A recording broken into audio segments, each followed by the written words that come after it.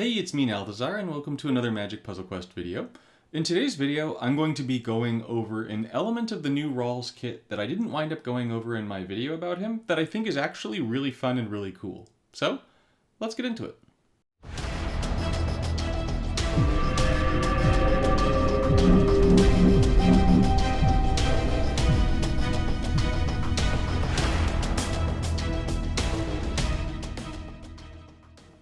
In my review of Raw Crackling Wit, I said that the second ability was garbage and entirely unusable. And then while I was recording that video, I went up against a deck by Paladin Robin, who is Planeswalker Coach on YouTube. You should check out his channel. And he was running a deck on Raw's second ability. And I was wondering sort of why at first, and then as I saw some of the cards in the deck, I was like, And then I thought about it a little bit more, and then I chatted with the other creator group, and Mainloop suggested using Sword of the Squeak, and this idea started to formulate in my head for a deck entirely around the second ability. And I made the deck and played, I think, 20 matches before going to sleep that night, and just had an absolute blast with it. So I wanted to share that deck with you guys. If you didn't know, Raw Crackling Wit's second ability costs 8 loyalty and is going to make 7 Izzet Otter tokens. Then the first spell in your hand is going to gain 6 mana. Those 7 Izzet Otter tokens are 0/1s, they're red and blue, and they have prowess. Deal X damage to the first opposing creature and to your opponent's planeswalker equal to the number of otter cards you control, including their reinforcements, up to 15. This effect can only happen once per turn. Now for otters, we're going to be using our second to make otters, and there might be the random chance where we use our third ability to also make otters as well. The third ability just makes it so that on prowess, we create a copy of the first spell card in our library in our hand, and then we give all copies full mana. Now, for the deck. This deck takes a lot of different things and puts them together. The first thing that's really important here is going to be Sword of the Squeak. Sword of the Squeak is a phenomenal card to go with any token generator. Raw's second ability, only costing 8 loyalty to make 7 tokens, is actually very reasonable. This sword is going to make it so that at the beginning of your turn, your first creature is going to get +X until the beginning of your next turn, equal to the number of creatures you control with base power 2 or less, including their reinforcements. That is meh. The real bread and butter here is when a creature enters the battlefield under your control, that creature gets +2/+1 and gains the squirrel subtype. Meaning that when we make our 7 otter tokens, those 7 otter tokens are going to get +14/+7 permanently every time we make them, thanks to Sword of the Squeak. The next piece that makes this deck really good is Jeska Thrice Reborn. This Vanguard is surprisingly deadly in the event that you haven't come up against it. It has a passive ability that makes it so that when a creature you control is reinforced for the first time each turn, this support gains shields equal to that creature's reinforcements ×3. That means that these reinforcements are going to bolster this thing really quickly. And in conjunction with the ability that costs 0, that's going to deal X damage to your opponent's planeswalker equal to the support's shields, you're going to find that this thing's going to be hitting 50, 70, 100 shields in no time, especially since you're going to be making so many otter tokens, hopefully so frequently, and as a result, you're going to be able to do bad things to your opponent. Let's say they wind up using control, they shut down the otter strategy, well then Jeska's going to be able to clean up the match for you. For conversion, I'm running Leyline of the Guildpact and Cryptex, which are the 2 best converters in Standard right now, in my opinion. Even though the bonuses for this Planeswalker are both +4 to both red and blue, and it is a red-blue walker, I find that just the sheer quantity of gems being converted between the Leyline and the Cryptex actually make them worth using in the deck. I'm running Villainous Wealth in this particular iteration of the deck. It's the one slot in the deck that I've been tinkering around with and changing around, but this is just to hopefully get some goodies from my opponent. Maybe some extra converters, maybe some extra removal, but just some kind of goodies that might spice things up and make some of the matches a little bit more interesting. I've got Assimilation Aegis just to disable my opponent's first creature. It's incredibly useful. Rakdos, Patron of Saints, I use to be able to get rid of any kind of support, in addition to getting rid of creatures. This card is just entirely broken and amazing. Please don't nerf this. And then we've got Dragonhawk, Fate's Tempest, and Loot, the Key to Everything, just to give us a free card every single turn. So We're looking to get a whole bunch of free stuff. We're looking to get the Sword of the Squeak down. We're hoping to get Jeska Thrice Reborn boosted up. We've got Fuss as the lone spell in the deck. Remember, this Rawl wants you to be running only one spell, which is going to give your creature tokens a permanent +2/+2 for each of the reinforcements every time we cast this, and the result will be that we get really powerful otters. So how about we take Harry Otter here into the training grounds and actually see how this runs. Our first match is going to be up against Dakon, and as starting hands go, a Loot, Cryptex, and Assimilation Aegis are going to be fantastic. So what I'm going to do here is I'm actually going to be trying to get a turn 1 Loot down, because turn 1 Loot is going to make it so that I can get a bunch of free cards really fast. You might wonder why I'm not going for Cryptex first, and it's just because Cryptex gets me mana to hopefully get to free cards, whereas Loot definitely gets me free cards. So the definitely getting free things is going to be the choice that I'm going to make here. As for my matches, I don't have anything great here swap-wise, so I suppose I could go for the black and hope that it will cascade, but I will definitely get loot down here, so this isn't going to be too bad. I don't get any cascades. I do give my opponent a 5 match into white, which isn't my favorite. We'll see what my opponent winds up playing. Sunken Citadel, okay, so they're going to be getting a bunch of loyalty out of this. Definitely don't love that, and mana. But I am going to get free cards. So here I get a free Jeska. This isn't where I want to see Jeska, but it's not the worst thing in the world either. I'm at 4 loyalty. I'll be able to actually use my second ability next turn. So I will go ahead and take that opportunity. I'm just fishing here for what's going to be the best match, and it's going to be the loyalty landfall to... Oh, actually, is it though? Because I get Cryptex down if I go... Yeah, let's get the loyalty landfall to get the otters down. So...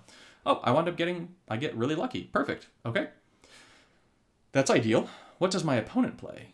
We don't know just yet. 14 mana, that's going to be another loot, which is all right. That's going to exile some more things. I've got a Sword of the Squeak here, which I'm very excited about.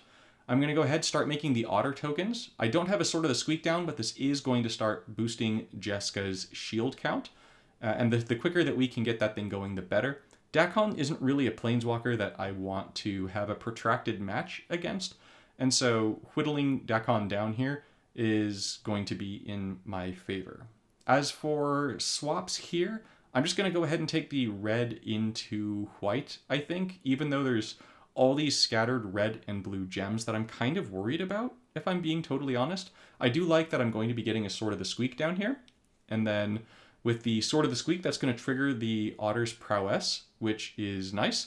My opponent does get a shield onto, stun on loot, which means I'm not going to be getting a free card this turn. That's not the end of the world. It's okay, honestly. Let's see. As for what I'm going to do this turn, I am very clearly going to be using the loyalty into landfall blue, as that should hopefully get me to my second ability again. Yes, it will. Perfect. So let's go loyalty into landfall blue. We're going to get an Assimilation Aegis, and then hopefully at the beginning of my next turn, loot will lose the stun counter. That would be nice. And then I get a free card. Perfect. 16 mana is not the dragon, it's Rakdos? Yeah, okay, cool. We get Rakdos, and now here is where the otters start to get really nasty. You'll see that Jeska goes all the way up to 25 shields, meaning that if I can just use that ability one more time for my second ability, then my opponent's just going to be dead, because Jeska's going to be hitting that hard.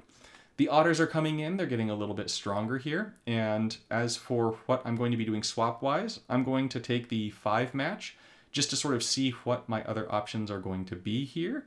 And then loyalty-wise, I'm at 2, which is suboptimal.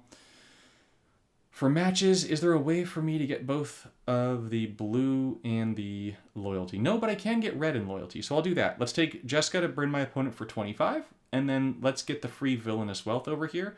I'm going to toss the second one just so that I definitely have room in my hand for all the goodies that I'm set to be receiving. I'm at my second ability again. This is great. So the Jeska is definitely going to be killing my opponent next turn, especially if they don't exile the otters here. So my opponent was very foolish. They did not exile the otters. So this is, we can comfortably say that this is very much so game over. I'm going to freeze down the citadels. I don't need them. I don't need the animation to do its thing. So this is going to wind up being a match where the otters are providing some power, which is nice, but the real power here is going to be coming from Jeska. I wind up having like a sort of split in my matches in terms of what winds up being the kill condition with this deck, which is part of what makes it really fun to play, because a lot of the matches that you play are going to be different. And so that's pretty exciting. So let's go ahead and knock out my opponent with Jeska's neutral 0 there for 67, and then move on into the second match. Really, really, really fun. Really quick matches in general. Like, I guess like sort of like medium speed, right? Like medium speed. It's not like the Dragonhawk and Season of the Bold decks where you're just going to be wiping out your opponent really fast and their board state, but you are still going to be wiping them out really quickly. For the second match, we're up against an Angrath. Okay, I've got a Dragonhawk in my starting hand. This is going to be the exact same thing as the last game, where I'm going to be going for Dragonhawk first. This is because I want the free cards every turn.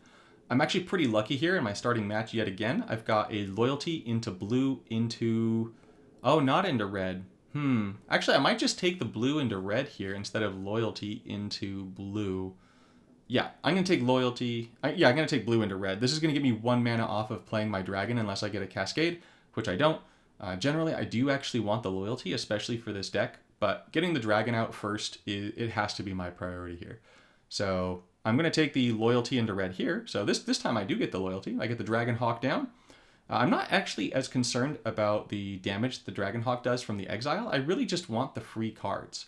Here, although I would like the ley line to come down, I'm actually going to get rid of it just to try and hope that I get some kind of cool Cascade for loyalty. I don't. Sometimes that's just the way the cookie crumbles, and that's okay. And as for matches, I am clearly going to be making a blue match in some way here, I think. I'm just surveying the board here to see if there's anything better for me to do. Yeah, I've got green into blue. Green into blue is going to be the way. Okay, so I'm going to get a Jeska down here. Getting the Jeska down isn't like super great at this point just because I'm not making the otter tokens just yet. I speak too soon. I will be making the otter tokens. Thank you, Dragonhawk. One of the really cool things about the Dragonhawk in this deck is that we're going to be able to use it to destroy gems, and destroying the gems is going to get us loyalty. And in getting that loyalty, we're going to be able to use that second ability a lot more frequently. My kids are home, so there's going to be a little bit of chitter from my kids that is going to be picked up by my microphone, because my microphone picks up everything in my house. But that's just sort of happy chitter in the background. So here you're going to see that the otters are getting rid of Raska. My kids are getting popsicles, that's why they're so excited. And then I am going to whap my opponent. I'm getting 2 free cards per turn now, which is pretty great. And then this looks like it's going to be another game where Jeska is going to be killing my opponent, because I'm going to be using my second ability here. But that's going to just be boosting Jeska, where Jeska is going to go up to 26 shields now. And so now I've got my Aegis. Actually, I've got the Rakdos, but I honestly don't think I'm going to be able to use Rakdos. So I don't need the other Aegis as well. So let's get a loot down. I'm just throwing things away to ensure that I'll have room for everything in my hand in case, you know, some kind of craziness happens. So we're going to get another Jeska down. The dragon's going to start doing its wappity stuff. And then next turn should be probably the end of the game, I would imagine. Let's see what my opponent does here in case they do something terrible to me. Yeah, no, this is definitely game over. Absolutely. I've got a Fuss. Fuss is going to work out magnificently for me. I've got a Sword of the Squeak, which I really don't need right here, but let's see. I would love to be able to make this happen in a slightly different way, but that's not going to. So let's go ahead, use my first ability to try and get some more Fusses down, especially as I am not going to be making any more tokens. And then let's have Jeska ping my opponent for 28 to ensure that this turn will be lethal. And then I'll need to get some kind of Cascade in order to... bummer. I'll need some kind of Cascade in order to cast a second Fuss. There it is. Cool. Okay. Oh, we got all 3 Fusses. Beautiful. So here you're going to get to see... actually, the Otters are they've got enough that they could kill my opponent if the Dragonhawk wasn't going to with its attack. But there you can see I'm able to use Rawls first, and I'm able to get the Otters up to 78 power. So even though I didn't wind up getting Sword of the Squeak down, the Otters wound up getting really big. And that's another fun thing, right? Like, let's say you don't get any of the pieces. You don't get Jeska, you don't get the sword. If you wind up getting Fuss later on, you could just make all of the Otters and then have the Otters get super buffed by the tokens, which is really, really cool. This third match is going to be my final match. I know it's not 4 matches like I have been doing lately, but I want to try out different formats for videos where how many different things I'm doing in them. So let's see here. I've got a Leyline, I've got Fuss, I've got Rakdos. So I actually don't have any of the big players here. I've just got a bunch of the little players, which is actually going to be really exciting to check out here. I've got a really cool Cascade, so I'm going to take that over getting just the blue into blue. And I'm really glad that I did. That worked out really well for me. So I'm totally cool with this. Let's see. For using my abilities, I do want to get some of the otter tokens down, so I'm going to go ahead and use my second here. That will also give mana conveniently to Fuss in my hand. And I've got a pretty nice match here with the red into green. So I think that that's exactly what I'm going to take here. We're going to take the double match. I get a Leyline down. The Prowess is going to trigger from the Otters, doing damage to my opponent. My opponent's going to get a little bit of a Cascade going. And they have got Kambal. Okay, so let's see. Create a copy of that creature. So if I play Rakdos, my opponent's going to get a copy of Rakdos. And then I don't love that. So what I'm going to do here is, right, because Rakdos, at the end of your turn, destroy a random opposing creature. Can't have that happening. So let's bring Fuss up. Let's have Fuss cast just for the Prowess from the Otters. The Otters and their Prowess will actually kill Kambal over here. I don't actually need the power up for the Otters. I just wanted to get rid of Kambal so that if my opponent plays another one of them or something else that's awful, I'll have Rakdos down to take care of whatever it is they're doing. I am going to let the Assimilation Aegis come down here as well. Just once again, I might as well play this safe. I'm in the driver's seat here in terms of what is going to be happening in this match. So I'm feeling pretty comfortable with my board position. And let's see, yeah, let's get the Aegis. I'm just, once again, checking to see if there's a better match here for me. I'm going to do this just in the off chance that it cascades nicely. It doesn't, that's fine.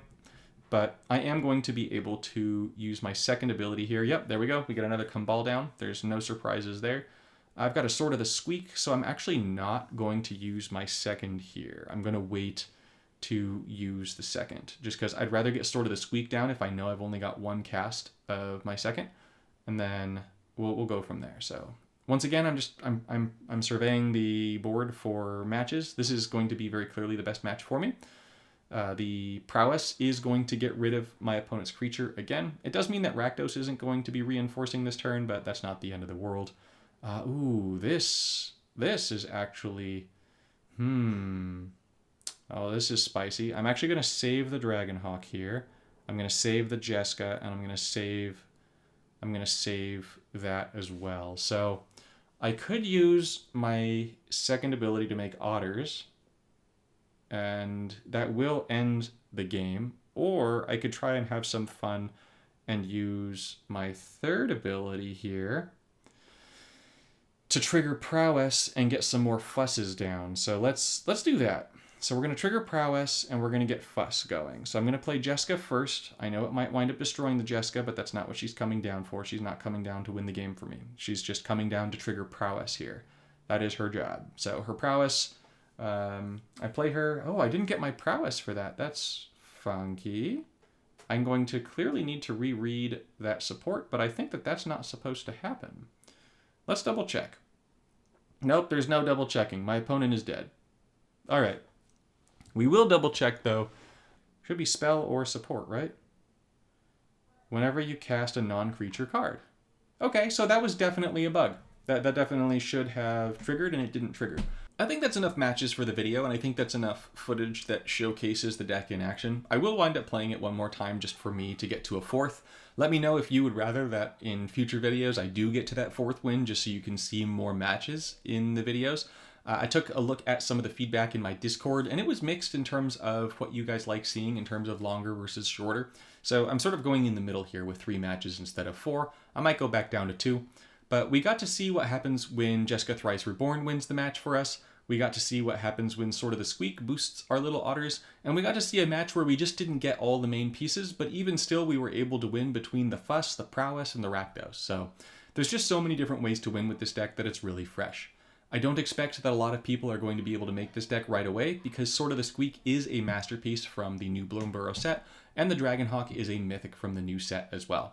This is not a very free-to-play friendly deck. And so as a result, I'm probably going to need to make some more free-to-play friendly content in the near future for you guys. But nonetheless, it's kind of fun, I feel like, to see some gameplay using some decks that are sort of things to look out for in the future. So I hope you guys enjoyed this video. Thank you all so much for watching, and I'll see you in the next one.